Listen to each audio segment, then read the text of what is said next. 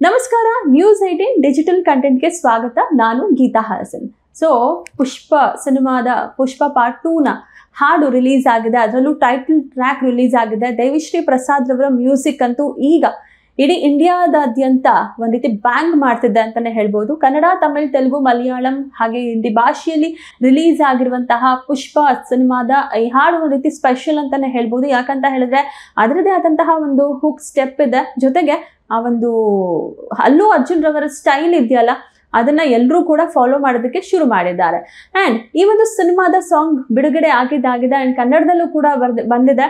ಕನ್ನಡದಲ್ಲಿ ವರದರಾಜು ಅವರು ಈ ಒಂದು ಹಾಡಿಗೆ ಸಾಹಿತ್ಯವನ್ನ ಬರೆದಿದ್ದಾರೆ. RRR ಮೂವಿಗೆ ಬರೆದಂತಹ ವರದರಾಜು ನಾಟು ಸಾಂಗ್ ಇದೆಯಲ್ಲ, ಅದಕ್ಕೆ ಬರೆದಂತಹ ವರದರಾಜು ಚಿಕ್ಕಬಳ್ಳಾಪುರ ಅವರು ಈ ಒಂದು ಹಾಡಿಗೆ ಲಿರಿಕ್ಸ್ ಅನ್ನ ಕೂಡ ಬರೆದಿರುವಂಥದ್ದು. ಒಟ್ಟಿನಲ್ಲಿ ಎಲ್ಲೆಡೆ ಕೂಡ ತುಂಬಾ ಸೂಪರ್ ಡೂಪರ್ ಹಿಟ್ ಆಗಿದೆ. ವ್ಯೂಸ್ಗಳು ಕೂಡ ಅಷ್ಟೇ ಟ್ರೆಂಡಿಂಗ್ ಪಡೆಯೋದ್ರ ಮೂಲಕ ಪುಷ್ಪನ ಹಾಡು ಈಗ ನಂಬರ್ 1 ಸ್ಥಾನದಲ್ಲಿದೆ ಅಂತಾನೆ ಹೇಳ್ಬೋದು. And Pushpa cinema Pushpa part 2 ಬರೋದಕ್ಕೆ ಈಗ ರೆಡಿ ಆಗಿದೆ. ಆಗ KGF ಹೆಸರು ತಳಕ್ ಹಾಕಿಕೊಳ್ತು, ಎಲ್ಲೋ ಒಂದ್ ರೀತಿ ಕಾಪಿ ಮಾಡ್ತಿದ್ದಾರೆ ಅನ್ನುವಂತಹ ವಿಚಾರ ಕೂಡ ಕೇಳ್ಬಂತು. ಅಂಡ್ ಈಗ ಮತ್ತೊಂದು ಕನ್ನಡ ಸಿನಿಮಾದ ಪರ್ಟಿಕ್ಯುಲರ್ ಆಗಿರುವಂತಹ ಒಂದು ಸೀನ್ಗೆ ಈಗ ಪುಷ್ಪನ ಈ ಒಂದು ಹಾಡು ವೈರಲ್ ಆಗ್ತಿದೆ ಅಂತಾನೆ ಹೇಳ್ಬೋದು. ಅದೇನಪ್ಪಾ ಅಂತ ಹೇಳಿದ್ರೆ, ಆ ಒಂದು ಸಾಂಗ್ ಅಲ್ಲಿ ಪುಷ್ಪನ ಒಂದು ಕಾಸ್ಟ್ಯೂಮ್ ಇಂದ ಹಿಡಿದು ಅವರ ಒಂದು ಸ್ಟೈಲಿಶ್ ಲುಕ್ ಎಲ್ರಿಗೂ ಕೂಡ ಗಮನ ಸೆಳೆಯೋದ್ರಲ್ಲಿ ಡೌಟೇ ಇಲ್ಲ. ಅಂಡ್ ಅದರಲ್ಲಿ ಒಂದು ವಿಭಿನ್ನವಾದಂತಹ ಹಸ್ತದ ಗುರುತನ್ನ ಅವರ ಬೆನ್ನಿನ ಮೇಲೆ ಅಂದ್ರೆ ಬಟ್ಟೆಯಲ್ಲಿ ಹಾಕಿರುವಂತದ್ದನ್ನ ನಾವು ನೋಡಿರ್ತೀವಿ. ಅಂಡ್ ಈಗ ಇದೇ ವಿಚಾರ ಟ್ರೆಂಡಿಂಗ್ ಅಲ್ಲಿ ಇರುವಂತದ್ದು. ಯಾಕೆ ಈ ಒಂದು ವಿಚಾರ ಟ್ರೆಂಡಿಂಗ್ ಅಲ್ಲಿದೆ ಅಂತ ಹೇಳಿದ್ರೆ, ಈ ಒಂದು ಸೀನ್ ಅಂದ್ರೆ ಈ ಒಂದು ಬಟ್ಟೆಯ ಮೇಲೆ ಹಸ್ತದ ಗುರುತು ಏನಿದೆ ಬೆನ್ನಿನ ಹಿಂಭಾಗದಲ್ಲಿ, ಅದನ್ನ ಕನ್ನಡದ ನಮ್ಮ ಜೋಗಿ ಸಿನಿಮಾದ ಶಿವಣ್ಣನನ್ನ ನೋಡಿ ಏನಾದರೂ ಕಾಪಿ ಮಾಡಿದ್ರ ಅನ್ನುವಂಥದ್ದು ಈಗ ಟ್ರೆಂಡಿಂಗ್ ಅಲ್ಲಿದೆ. ಜೊತೆಗೆ ಸೋಷಿಯಲ್ ಮೀಡಿಯಾದಲ್ಲಿ ಟ್ವೀಟ್ ಆಗ್ತಾ ಇದೆ. ಟ್ವೀಟ್ ಮಾಡ್ತಾ ಇದ್ದಾರೆ ತುಂಬಾ ಜನ. ಅಂಡ್ ಜೋಗಿ ಪ್ರೇಮ್ ಅವರು ಕೂಡ ಅಂದ್ರೆ ನಿರ್ದೇಶಕರು ಕೂಡ ಒಂದು ಕಮೆಂಟ್ ಒಂದು ರಿಪ್ಲೈಯನ್ನು ಕೂಡ ಕೊಟ್ಟಿದ್ರು.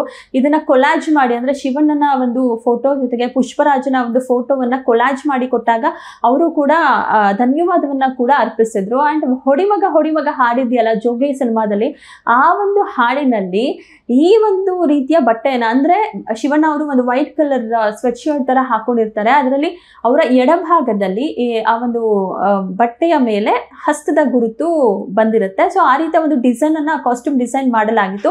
ಅಂಡ್ ಇಲ್ಲಿ ಪುಷ್ಪ ಸಿನಿಮಾದಲ್ಲಿ ಪುಷ್ಪರಾಜನ ಹಿಂದೆ ಬೆನ್ನ ಹಿಂದಿನ ಒಂದು ಭಾಗದಲ್ಲಿ ಉಲ್ಟಾ ರೀತಿಯಲ್ಲಿ ಹಸ್ತದ ಗುರುತನ್ನ ಮಾಡಲಾಗಿದೆ.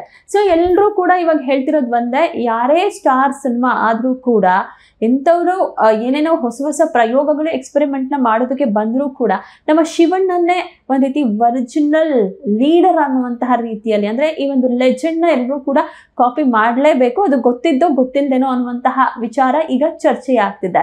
ಒಟ್ಟಿನಲ್ಲಿ ಅದನ್ನ ನೋಡಿದವರಂತೂ ಜೋಗಿ ಸಿನಿಮಾದ ಶಿವಣ್ಣನ ಒಂದು ಕಾಸ್ಟ್ಯೂಮ್ ಜೊತೆಗೆ ಅಲ್ಲು ಅರ್ಜುನ್ ರವರ ಪುಷ್ಪ 2 ಸಿನಿಮಾದ ಈ ಒಂದು ಫೋಟೋವನ್ನ ಕೊಲಾಜ್ ಮಾಡಿ ಎಲ್ಲರೂ ಕೂಡ ಶೇರ್ ಮಾಡ್ಕೊಳ್ತಿರುವಂತದ್ದು. ಸೊ ಒನ್ಸ್ ಅಗೇನ್ ಅವಾಗ KGF ಆಯ್ತು, ಇವಾಗ ಜೋಗಿ ಸಿನಿಮಾನ ಮುಂದೆ ತರ್ತಿರುವಂಥದ್ದು. ಎಲ್ಲೋ ಒಂದ್ ರೀತಿ ಆ ಒಂದು ಐಡೆಂಟಿಟಿ ಅನ್ನೋದಿದೆಯಲ್ಲ, ಅಂದ್ರೆ ನೋಡ್ತಾ ಎಲ್ಲಿದ್ದು ಇದು ಎಲ್ಲಿಂದು ಅನ್ನುವಂತಹ ಒಂದು ವಿಚಾರವನ್ನ ಗ್ರಹಿಸುವಂಥದ್ರಲ್ಲಿ ನಮ್ಮ ಫ್ಯಾನ್ಸ್ಗಳು ನಿಜವಾಗ್ಲೂ ಒಂದು ಹೆಜ್ಜೆ ಮುಂದೆ ಅಂತಾನೆ ಹೇಳ್ಬೋದಾಗಿದೆ. ಯಾರಿಗೂ ಬರ್ದೇ ಇರುವಂತಹ ಒಂದಷ್ಟು ಹೊಸ ಐಡಿಯಾಗಳು ಅವರಿಗೆ ಬರ್ತಾ ಇರುತ್ತೆ.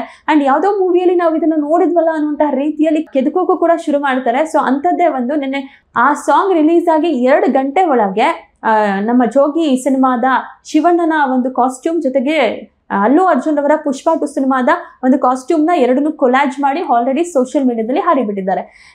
ಒಟ್ಟಿನಲ್ಲಿ ಒಂದಲ್ಲ ಒಂದು ಕಾರಣಕ್ಕೆ ಕನ್ನಡ ಇಂಡಸ್ಟ್ರಿ ದೊಡ್ಡ ಸಿನಿಮಾಗಳ ಜೊತೆಗೆ ತಳುಕು ಹಾಕೊಳ್ತಿರೋದು, ಆ ಒಂದು ಸಿನಿಮಾದ ಒಂದು ವಿಚಾರವನ್ನ ಇನ್ಸ್ಪಿರೇಷನ್ ಆಗಿ ತೆಗೆದುಕೊಳ್ತಿರುವಂಥದ್ದು ನಿಜಕ್ಕೂ ಹೆಮ್ಮೆ ಪಡಬೇಕಾದಂಥ ವಿಚಾರನೆ ಅಂತ ಅನ್ಸುತ್ತೆ. ಸೊ ಪುಷ್ಪ ಸಿನಿಮಾದ ಸಾಂಗ್ ಅಷ್ಟೇ ರಿಲೀಸ್ ಆಗಿದೆ, ಪುಷ್ಪ ಪಾರ್ಟ್ 2 ಪುಷ್ಪ ದಿ ರೂಲರ್ದು.